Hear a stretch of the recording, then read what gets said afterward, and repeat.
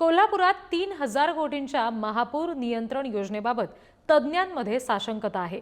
योजनेमध्ये अनेक तांत्रिक अडचणी आहेत असा सगळा दावा समोर येतोय। लवादाचा निर्णयही अनुकूल नाही।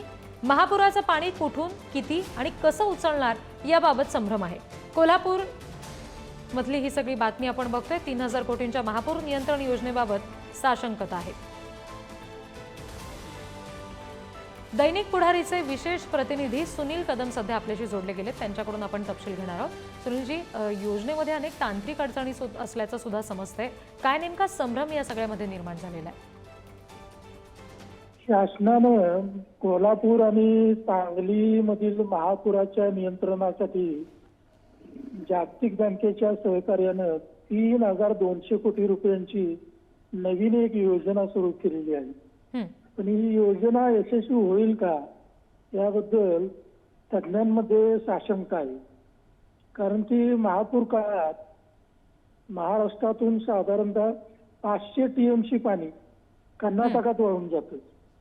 शासनाने ही जी नवीन योजना चालू केलेली आहे ती योजना त्याचं स्वरूप असं आहे की महापुराचं अतिरिक्त पाणी उचलून दुष्काळी भागाला द्यायचं।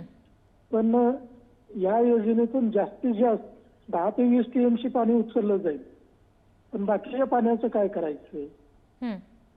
एवढं पाणी उचललं म्हणून काय महापूर कमी होणार नाही, त्याची तीव्रता कमी होणार नाही। दुसरं म्हणजे हे पाणी उचलणार तुम्ही दुष्काळी भागाला देणार, त्याच वेळी जर तिकडं पण पाऊस असेल आणि त्यांना पाण्याची आवश्यकता नसेल तर ते पाणी काय करणार?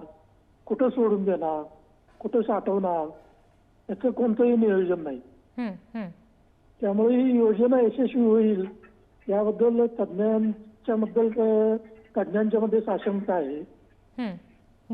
बहुतेकांचं मत असं आहे की योजना फसवी आहे, याचा काही उपयोग होणार नाही असं मत आहे बहुतेक। अगदी सुनीलजी, धन्यवाद या सगळ्या सविस्तर तपशिलांसाठी।